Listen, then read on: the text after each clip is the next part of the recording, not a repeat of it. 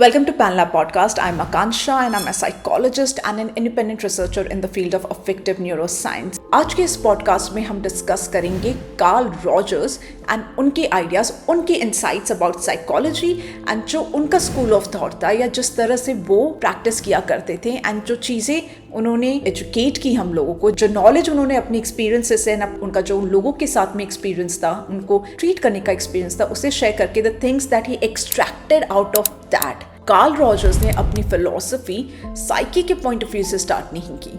सो उनका बहुत ज़्यादा interest unconscious and conscious elements की तरफ नहीं था। He was more about phenomenologist. He used to be more concerned about कि you as a person, as a whole, आपकी experiences क्या है? What are the influences you are having on others? What are the things that you are getting influenced by? या basically आपका जो एक larger, broader sphere of experience क्या है? And how you are actually experiencing the world. आप किस तरह से जी रहे हैं, किस तरह से experience कर रहे हैं जीने को. I am having a conversation with you. हम एक conversation में जाते हैं तो मैं ये डिसाइड कर रही हूँ या मैं ये डिसाइड करूंगी that I am going to listen to you. And ये बहुत अलग है the type of conversation you have with the people, because generally जब दो लोग आपस में कॉन्वर्सेशन कर रहे होते हैं तो यहाँ पे एक अनसेट डिसीजन नहीं होता है that you are going to listen to each other. Mostly when you communicate और you have a conversation with people, what you are thinking is that I have something to say, I will prove myself right, and if the person agrees, if the next person agrees, then I win. It's more like an argument जहाँ पे एक person अपना argument लेके आ रहा है, other person अपना argument लेके आ रहा है, एंड आपकी कोशिश होती है सामने वाले को कन्विंस करने की अपनी बात से। एंड अगर वो कन्विंस हो जाते हैं and if they agree with you, you feel like oh I got my point, I got my way. And this is happening very subconsciously. It's happening underneath. It's not like आप deliberately ऐसे चाहते, but generally conversation यही होती है जहाँ पे हर कोई अपना point prove करना चाह रहा है, जहाँ पे हर कोई अपनी बात को prove करना चाह रहा है। Or you are having a conversation with someone with a viewpoint, with an agenda to impress them. And जब इस तरह के intentions होते हैं और you are having a conversation जहाँ पे आप किसी को impress करने की कोशिश कर रहे हो या सामने वाला आपको impress करने की कोशिश कर रहे हैं, then you're not even listening to the other person. आप सुन भी नहीं रहे होते हैं कि वो क्या कह रहा है, बिकॉज आप कॉन्स्टेंटली ये सोच रहे होते हैं कि व्हाट शुड आई से next that will impress the person. So you don't even listen to them. So not those kind of conversation. And these are different kind of and general type of conversation that people have. So this is not the type of the conversation जो doctor Karl Rogers जिसके बारे में बात करते हैं. Doctor Karl Roger के हिसाब से कि एक कॉन्वर्सेशन ऐसी हो जहाँ पे आप ये डिसाइड करते हैं कि आप सुनेंगे, you will actually listen, इस ऑफ चांस के साथ में दैट शायद वो आपको कुछ ऐसा बताएंगे जो आपके लिए बहुत यूजफुल होगा जानना. शायद you're going to learn something out of it. Maybe you'll come to know कि आप क्या गलत करते आ रहे थे. Maybe you'll come to know कि आपके blind spots क्या हैं जिन्हें आप देख नहीं पा रहे हैं, जहाँ पे आप बार बार गलतियां कर रहे हैं. Maybe they'll tell you what they think about you. That could be useful for you because knowing what others think about you will help you to get better. और मे बी आपको उनके बारे में कुछ ऐसा जानने को मिलेगा या आप कुछ ऐसा सीखेंगे जिससे आपकी जो अंडरस्टैंडिंग है उनको लेके वो बेटर होगी and hence आपका relationship better होगा. Or maybe they just provide a new piece of information to you. So this was the first thing that Dr. Carl Roger emphasized upon कि आपकी conversation इस तरह से होनी चाहिए कि जहाँ पे आप willfully, firmly decide कर रहे हैं कि आप बिना किसी बायस के, बिना किसी assumption के सिर्फ सुनेंगे कि सामने वाले को क्या कहना है.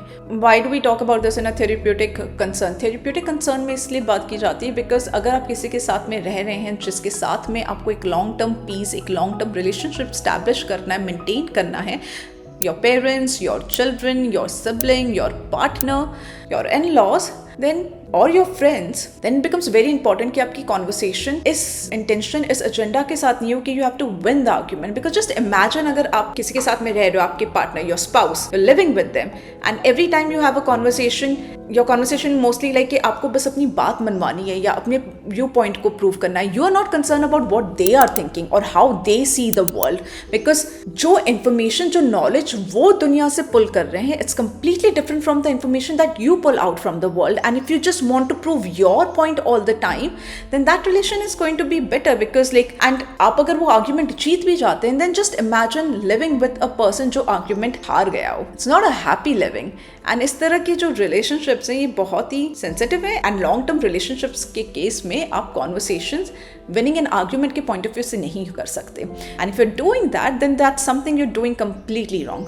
वहाँ पे जो कॉन्वर्सेशंस होती हैं वो इसी पॉइंट ऑफ व्यू से होती है कि हो सकता है कि जो चीज़ें वो मुझे बताएंगी 10 में से 9 चीज़ें डिस्कार्डेबल हैं, वो बिल्कुल काम की नहीं है, उसमें कोई यूटिलिटी नहीं है, मे बी उसमें कुछ ट्रुथ भी नहीं है। That one thing is what you should be looking for, जो आपके लिए यूजफुल होगी, जो आपको नहीं पता थी। दैट वन थिंग जहाँ पे आप गलत थे या आपको लगा कि ठीक है यहाँ पे मैंने सब कुछ सही किया लेकिन ये एक चीज़ मुझसे गलत हो गई, एंड आपको बस वो एक चीज़ जाननी है उस कॉन्वर्सेशन से।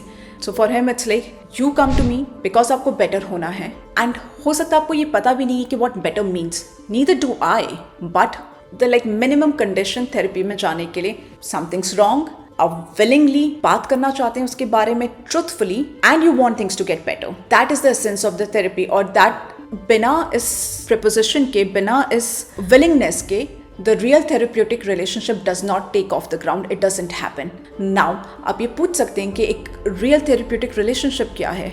The answer to that is any relationship that is real is therapeutic. और अगर वो therapeutic नहीं है, then it's not a real relationship, it's something else only. Maybe आप tyrant है, सामने वाला slave है, या आप ऑप्रेस्ड है एंड कोई आपको ऑप्रेस कर रहा है, या आप दोनों ही एक दूसरे से बट हेडली आर्ग्यू कर रहे हैं एक डोमिनेंस हायरार्की में, like you just want to prove who is better, who is not, it's something else going on there. But if you really have a real relationship with someone, then it is therapeutic. It does provide you with a lot of comfort, support, confidence, and also the right way ahead, or how to do the right thing in life. They take you to better path in life and not to the worst paths. So let's say you come to me and आप चाहते हैं कि चीज़ें better हो।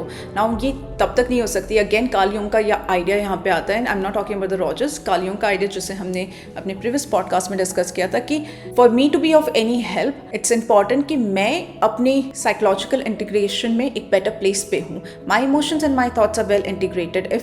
If there is a conflict in them, then there is no utility to me or me doing anything to you. So you come to me because you want things to be better, and आप बहुत willing है कि आप उसके बारे में honestly बात करेंगे। Now when you come and exchange that truth with me and you're talking honestly about it, तो कहीं ना कहीं what I'm doing is that I'm reflecting how your things are influencing me. So I'm going to listen and जब मैं सुन रही होंगी तो कुछ चीज़ें मेरे माइंड में आएंगी, कुछ चीज़ों की images मेरे माइंड में आएंगी, and maybe I'll ask you, I'll stop you, like you said something like this जिसका मुझ पे ये influence हुआ.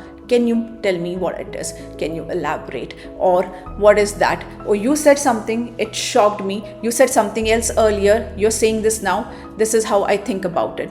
So that exchange of truth has to be there. It's not that you are coming and expressing your truth to me, but even I need to be that honest and completely honest and truthful to you about how it's influencing me, what influence you're having upon me, or what your things are bringing into my psyche or in my understanding and in my knowledge of a particular thing. मैं भी आगे बढ़ के उस चीज़ों को बहुत truthfully reflect करती हूँ, उसे वापस, so वहाँ पे भी एक honest expression होता है कि oh this is what I feel is happening, and I might be wrong there, but the whole idea is you're trying together to figure it out. It's not कि मैं unconditionally आपको as a completely सिर्फ support provide करने के लिए हूँ, comfort provide करने के लिए. It's about I am on that side of your part which wants things to be better and not worst. So I have to always intervene and come up and say when what I truthfully feel कि these are the worst elements, or these are the things which are actually creating problem, or maybe these are the flaws of yours only coming in between. Maybe we need to work upon that. That's why that relation is therapeutic. Therapeutic relation होने का मतलब ये नहीं है कि सिर्फ you have one person who is there to say yes to everything that you are doing. It's about somebody being there in your life जिसके साथ में आप जितना कम ज़्यादा टाइम बताएं, लेकिन जो भी टाइम बताए उस टाइम पे वो आपको ऑनेस्टली बता सके कि वो क्या फील कर रहे हैं about you, about that conversation and about things that you are sharing with them. So they want somebody to be just honest with them. Those relationships are therapeutic. What exactly you do to start is that कि आप सिर्फ beat out करें impurities from that conversation. So at least जो चीज़ें आपको पता है जो सही नहीं है, जो कंप्लीटली अपोजिट है उन चीज़ों के जो आपको लगता है सही है, उन्हें कम से कम आप फिल्टर आउट कर दे। सो जो बचेगा, at least you know that's something from where you can start as a truthful conversation. You can check that by this little experiment जो आप कर सकते हैं. And the experiment is like it, suppose दो लोग आपस में बात कर रहे हैं या or maybe they're having an argument, तो आप उस argument को pause करके रोक के ये decide करते हैं कि next person तभी बात कर पाएगा जब वो ये clearly define कर पाए कि जो सामने वाले ने जो argument रखा या जो बात कही उसको उन्होंने किस तरीके से समझा है। And जब वो उस चीज को accurately बता पाएंगे कि उन्होंने क्या समझा है या कैसे इंटरप्रेट किया है, एंड जो सामने वाला है जो जिनकी बात को वो इंटरप्रेट करके बता रहे हैं, जिसकी बात को समझ के एक्सप्रेस कर रहे हैं, if he get satisfied, if he is like कि हाँ आपने बिल्कुल सही तरीके से समझा है मेरी बात को, then only you can go ahead and keep your argument. And if you going to do this experiment with your people, you realise कि बहुत हद तक जब आप रीफ्रेज करना चाहेंगे या अपनी समझ को बताना चाहेंगे कि मैंने आपकी बात को इस तरह से समझा है, इस तरह से इंटरप्रेट किया है, आपको पता चलेगा कि the other person will tell you कि नहीं आपका इंटरप्रिटेशन पूरी तरह से गलत है, या उसमें ये प्रॉब्लम थी, नहीं मैं ये नहीं कहना चाह रहा था या चाह रही थी, और maybe you have taken it to some other direction, this is not what I meant. एंड you hear so much of this in a conversation, so it's very very difficult to actually have a conversation जहाँ पे आप समझ पा रहे हैं, सुन पा रहे हैं एंड उससे एक बेटर आउटकम निकाल पा रहे हैं। सो ये फिलॉसफी थी, ये स्ट्रक्चर था डॉक्टर कार्ल रॉजर का कि वो अपनी साइकोथेरेपी किस तरह से कंडक्ट करते थे, जिसमें रोल ऑफ कॉन्वर्सेशन को वो सबसे ज़्यादा क्रूशियल, सबसे ज़्यादा इंपॉर्टेंट मानते थे। And he gave a very beautiful explanation why he considered that conversation और those conversations to be therapeutic और टू बी क्यूरेटिव, और वो क्यों इंपॉर्टेंट है।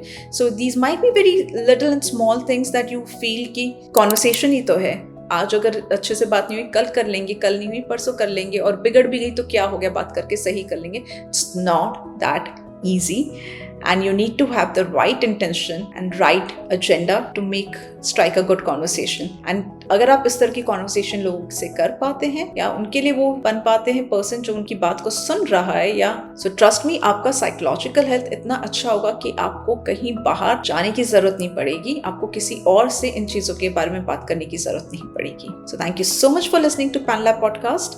अगर आपको ये knowledge useful लगी है, then in order to support us, please subscribe to the channel, like the video and share if possible.